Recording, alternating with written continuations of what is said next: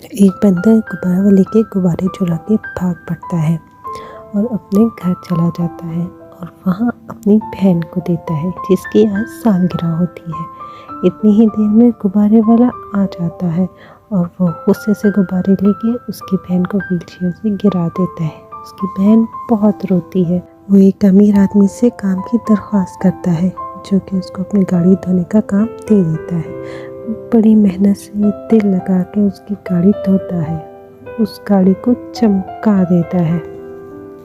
वो उस गाड़ी पे इसलिए इतनी मेहनत कर रहा होता है क्योंकि उसके अपनी बहन के लिए गिफ्ट लेना होता है और ताकि अमीर आदमी उसको कुछ पैसे दे दे। वो जब अमीर आदमी के पास जाता है तो अमीर आदमी खुश होकर उसको बहुत सारे पैसे दे देता है। वो दुकान पे जाता है और वहाँ से गुब्बारे और अपनी बहन के लिए तोहफा खरीदता है और घर जाकर वो लोग बर्थडे सेलिब्रेट करते हैं। उसकी बहन बहुत खुश होती है।